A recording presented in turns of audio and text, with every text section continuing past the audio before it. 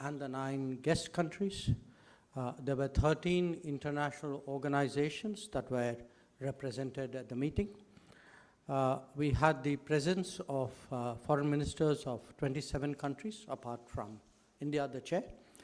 And 2 countries, the Republic of Korea and Japan, were represented at the Vice Minister, the Minister of State level, which I believe is actually the largest gathering of foreign ministers hosted by the G20 presidency. Now, in the morning, we were addressed by the Prime Minister virtually, and I think some of that is on public, actually that is on public record, right? And for those of you who may not have seen it, he gave us some pretty forthright advice and I would say strong guidance on what the foreign ministers should do at the meeting. If I were to sum up what the Prime Minister told us, there were 5, to my mind, important points. One, he noted that multilateralism is in a crisis today, and in terms of preventing future wars and fostering international cooperation, which were its 2 primary tasks, it had failed. The second point he had made was that it was important to give a voice to the global south because the world was seeing a lot of countries actually regressing on their sustainable development goals pathway.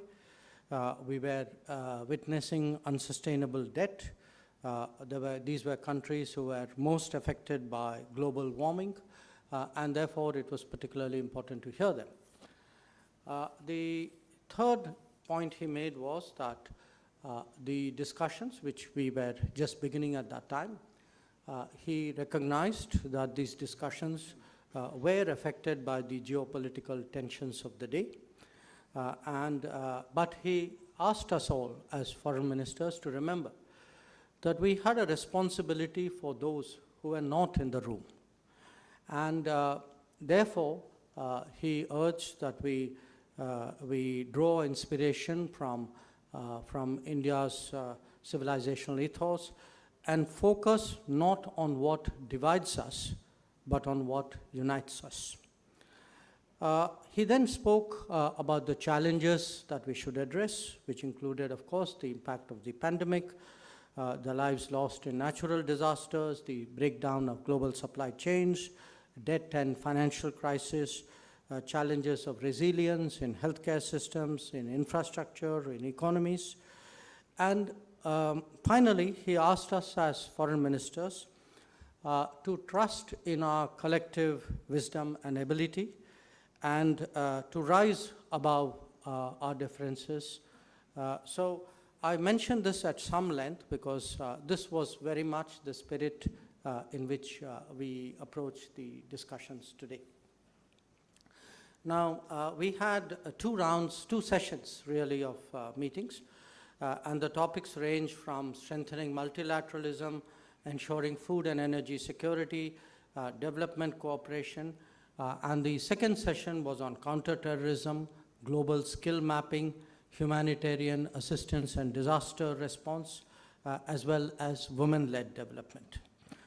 Now the G20 ministers, after the discussions today and the negotiations which preceded it, we have agreed to issue a common position where the G20 as a group has come together and arrived at a consensus on many important issues.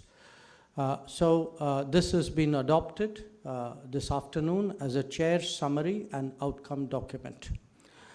This would hold us in good stead as we move forward with other working group meetings of the presidency and of course in preparation for the summit which would take place in September. Now what I'd like to do is really share some of the key takeaways from the outcome document and our discussions. These include, one, of course, the strong sentiment with G20 countries expressed on the need to strengthen multilateralism in the context of the dramatic changes in the global order. The G20 recognized in the context of the UN the essentiality of reforms and the need for reinvigorated multilateralism. The important principles of international development cooperation, such as host country ownership, equal partnerships, tailoring such cooperation efforts with local needs. These were some aspects highlighted by the G20. They also touched upon the need for MDBs, the multilateral development banks, to mobilize additional financing and welcomed efforts to provide additional financing for sustainable development goals. The outcome document also stresses upon the need to have reliable food and fertilizer supply chains, as well as resilient and sustainable energy supply chains. In the context of global food and energy insecurity, this, we believe, is a very important message. I would also like to highlight that the foreign ministers unequivocally condemned terrorism in all forms and manifestations and recognized that all acts of terrorism are criminal and unjustifiable. They called for strengthening of efforts to deny safe havens to terrorist groups, freedom of operations, movement and recruitment, as well as financial, material, or political support. The G20 also reflected upon the threats arising from the misuse of new and emerging technologies and highlighted the importance of strengthening international cooperation in that regard. For the first time, the G20 foreign ministers considered and discussed the topic of counter-narcotics and called for inclusive and strong international cooperation in this regard. They also discussed the topic of global skills mapping, and this was in the context of the changing nature of work. They recognized that well-integrated skilled workers benefit not only in their country of origin, but also the destination country where they may happen to be employed. The G20 also accepted the need to strengthen international cooperation in the field of humanitarian assistance and disaster risk reduction. This will be further discussed in the working group on this particular subject, which has been newly set up by the Indian presidency.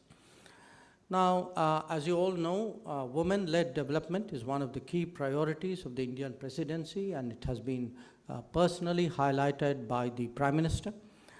After due deliberations on the G20 table, the foreign ministers affirmed the need to put gender equality and empowerment of women and girls, including their leadership, at the core of our efforts for inclusive recovery. Important discussions on global health were also held. The statement, the outcome document I'm talking about, highlights the need for strengthening key aspects of global health architecture, support for the pandemic fund, and continued political attention to global health. It stresses the need for implementing the One Health approach. The foreign ministers addressed climate action in the context of common but differentiated responsibilities and urged developed countries to fulfill their commitments to deliver on the goal of jointly mobilizing $100 billion per year urgently and through to 2025 to tackle climate change. Now, despite the challenges of the divergent positions on the conflict in Ukraine, the G20 foreign ministers were able to come to a consensus on addressing these key challenges that I have just mentioned.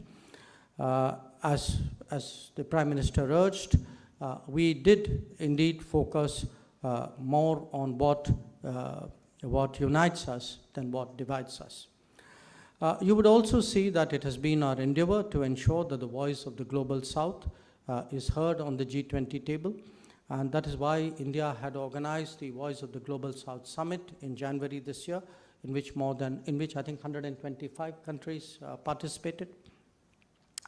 So the agenda for the foreign ministers meeting, as well as the outcome document, has very clearly taken forward the priorities of the Global South. We are also particularly glad that to see so many of our friends and partners from the Global South on the table, because India, as President, had invited them. I would also like to point out that today's sessions commenced with a moment of silence to pay respect to those who lost their lives in the recent earthquakes in Turkey and Syria. Ahead of our deliberations in today's first session, as I told you, the Prime Minister gave his virtual address to the foreign ministers. I would like to take this opportunity to express my appreciation to all G20 members, to all the participating delegations, obviously to our own team working on it, for the support which they have given to the priorities of the presidency, for the efficient holding of today's meeting. We believe that the outcome document is truly a reflection of G20's commitment to face global challenges squarely and collectively. The G20 foreign ministers, along with the ministers from the guest countries and heads of delegations from international organizations, will be calling upon the Prime Minister very shortly, in fact, immediately after this press conference. So this really, in summary, is a sense of what was discussed today, what was negotiated amongst the G20 members, and the chair's summary and outcome document will, of course, be released in due course. So I think, Arindam, that should pave the way for questions. Thank you. Thank you very much for a detailed and comprehensive perspective, sir. Some ground rules before I open the floor for questions. Please introduce yourself and the organization that you represent. Please note, we will try to limit questions to one per organization outlet. We will also be grouping questions. And finally, we have a very hard cut on time, as Honorable Minister mentioned. He has to go somewhere, so please don't be disappointed. Let me start with a few hands here. 1 second. I saw the hand up there first. Sudhi, why don't you start? Sir, Shruti Ranjan from Bloomberg. So if you could give us an understanding as to why the foreign ministers could not come to a consensus. We know India was trying very hard to convince everybody, in fact China and Russia, to kind of agree on this. Where did the hurdle come up? If you could give us an understanding. Thank you. Okay. Ma'am, here on the right.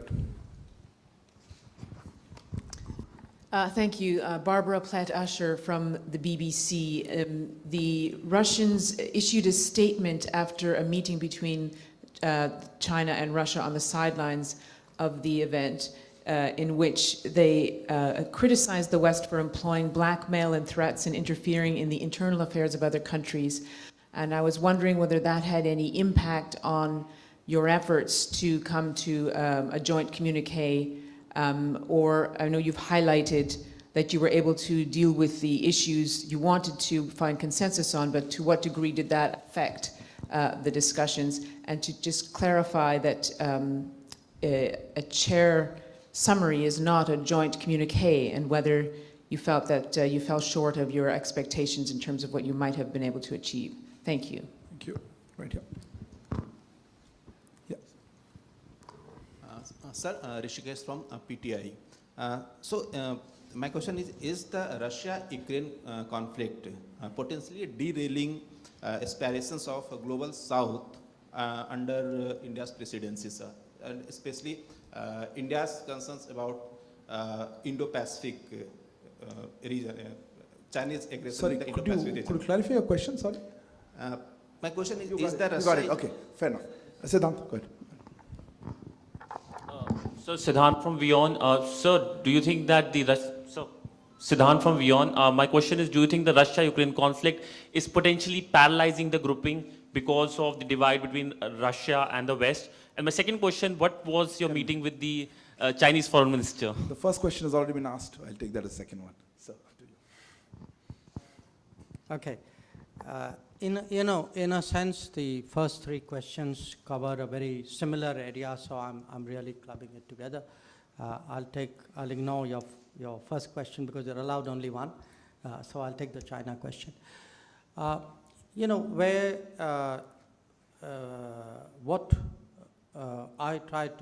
The picture which I was sharing with you was the G20 delegations, the members, the negotiators, the ministers. We met, we discussed, the officials also obviously negotiated. Now, there were a very large number of issues on which there was agreement.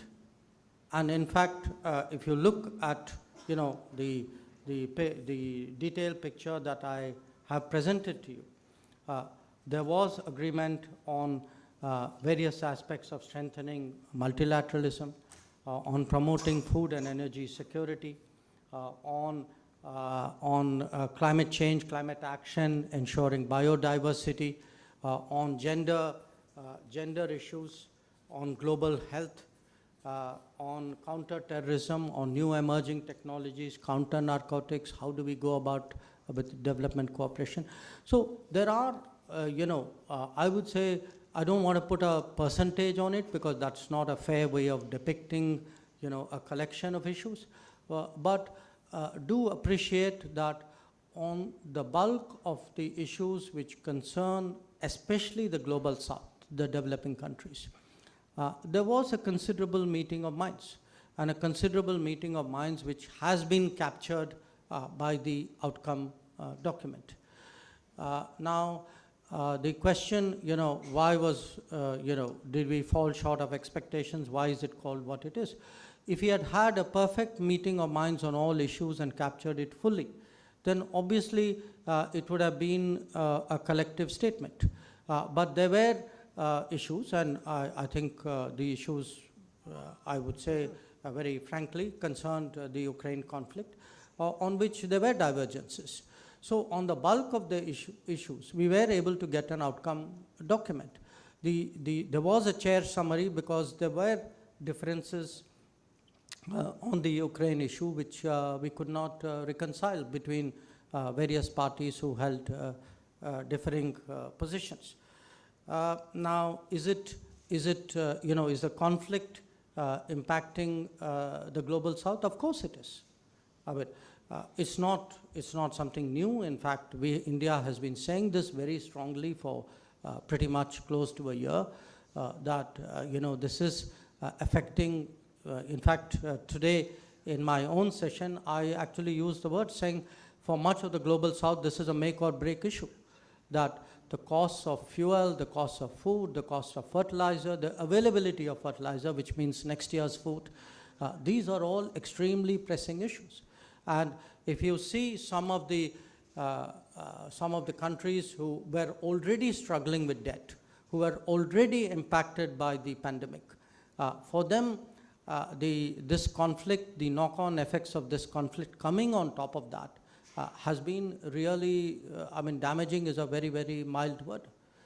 So it is a matter of very, very deep concern for us, which is why we have kept the focus in this meeting very much on the concerns of the global south. We feel these are the most vulnerable countries.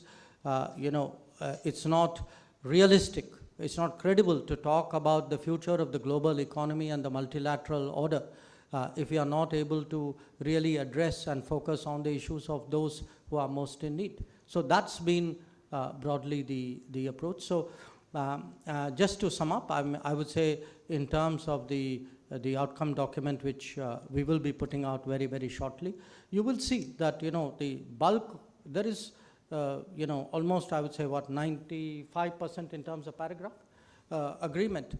And it is just on 2 paragraphs that we were not able to get everybody on the same page or same para, as you might call it. On the China meeting, I met Minister Chingang on the sidelines of the conference this afternoon. It's our first meeting after he took over as foreign minister.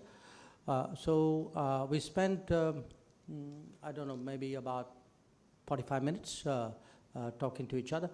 And the bulk of our conversation, understandably, was about the current state of our relationship, which many of you have heard me describe as abnormal. And I think those were among the adjectives that I used in that meeting.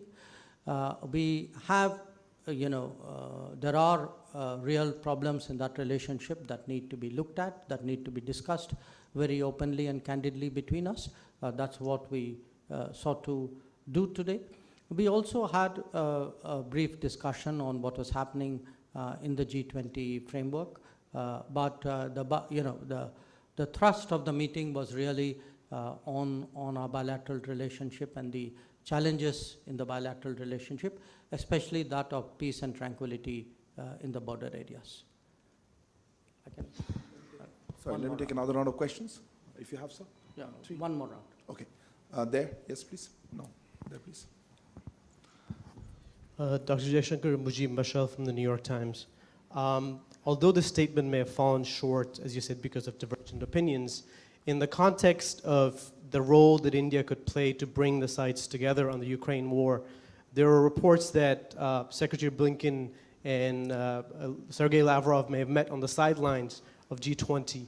Are these the kind of positive efforts that did happen and India facilitate conversations like that to bridge the gap? Would you confirm that?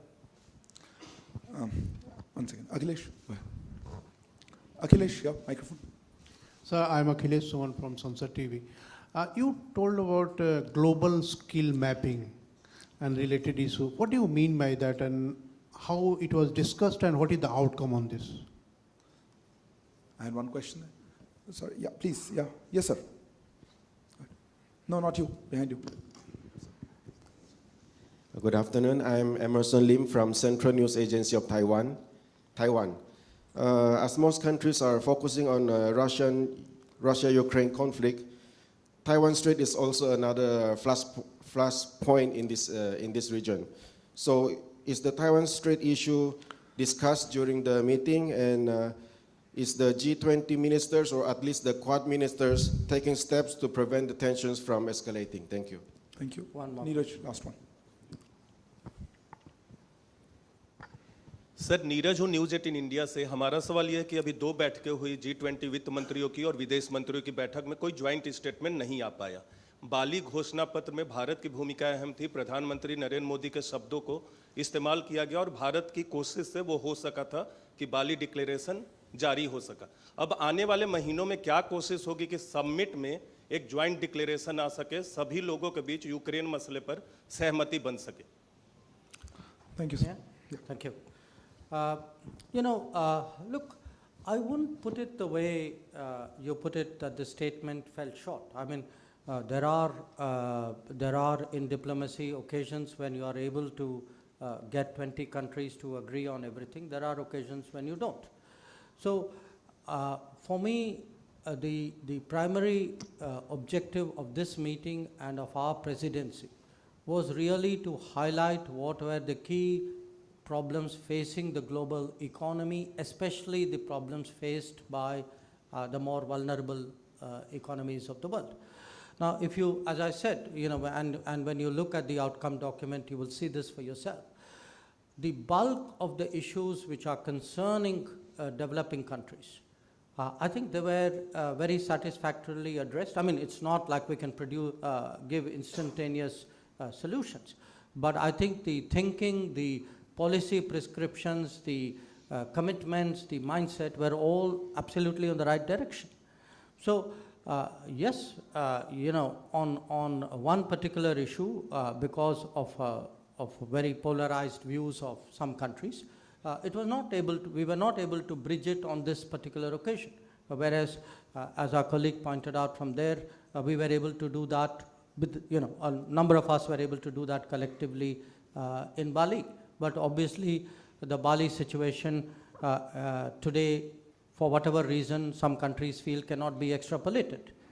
So I would urge you really to look on the fact that substantively on the key development issues of debt, issues of finance, issues of food, issues of fuel, issues of health, issues of climate. In fact, this meeting was able to get everybody around the table.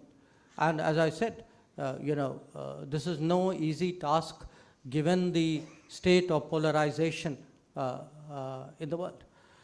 On your question about global skills mapping, essentially today there is a growing demand in the developed world for skills and talents. There is a growing availability, but they are not necessarily in the developed world. Much of that availability is in the developing world. So how do you match the demand and supply for the benefit of the global economy, that is the really crucial issue. For a country like India, which has significant human resources, and which fortunately now has a government which pays attention to the development of those human resources, which actually focuses on skills and talent and innovation and education. This is an opportunity for us.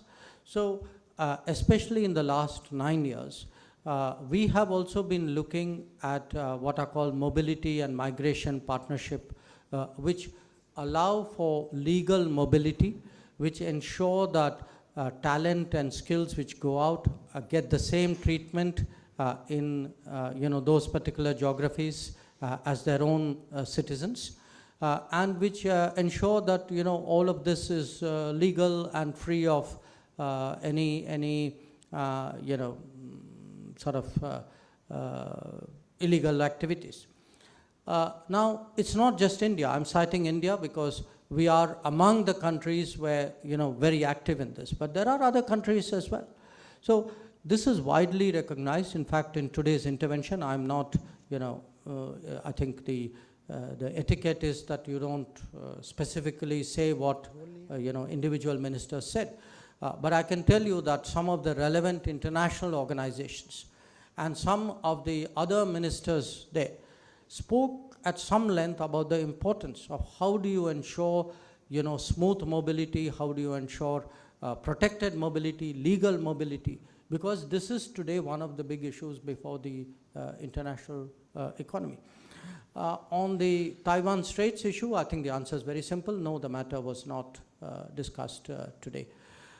जो आपका जो सवाल है कि बाली में हम लोग जो हैं उस समय माने हमारे कारण ही नहीं, हम सब मिलके, हमारा योगदान तो था ज़रूर उसमें कि हम लोग उस समय वहाँ सहमति बना पाए. अब क्या हुआ है कि बाली के बाद अभी जो है दुनिया में काफ़ी कुछ घटनाएं हुई हैं. अब जो G20 के सदस्य जो हैं, जो इस मुद्दे के साथ जो जुड़े हुए हैं, उनके इस मामले में अलग अलग विचार हैं. और हम जो हैं इस बार उनके विचार माने उनके बीच में इतना गैप था कि हम लोगों ने प्रयास तो की, पर प्रयास के बावजूद हम जो है इस समय सहमति बना नहीं पाए. तो आप देखेंगे कि जैसे हमने बेंगलोर में किया था, वैसे ही जो बाली में जो तय हुआ है उसी को हमने दोहराया है. और हमारी जो सोच है कि G20 के ज़्यादा सदस्य जो हैं वो अभी भी बाली के जो आउटकम जो था उसके साथ वो जुड़े हुए हैं. So essentially he asked me saying, he asked me saying that why were you not able to carry forward what happened in Bali, and I explained that given the state of polarization, given presumably developments which have happened since then, we found that positions were very far apart, and we tried very hard. We were not the only country who tried. The G20 works very, very collectively, but we were not able to bridge the gap. But I want to conclude by highlighting one very important point. In the past, for quite a few years now, G20 foreign ministers have met. This is the first time that the G20 foreign ministers have produced an outcome document. The outcome document, I think, reflects consensus and cooperation and collaboration on a very vast number of issues that are particularly important today for the international community, for the global south. So very frankly, I think it's a good day's work that we have done, and I'm very happy to share it with you. Thank you. Thank you very much, sir. Thank you also, Foreign Secretary, sir, and Su Sherpa Abhay. Thank you all for joining us today. Good evening.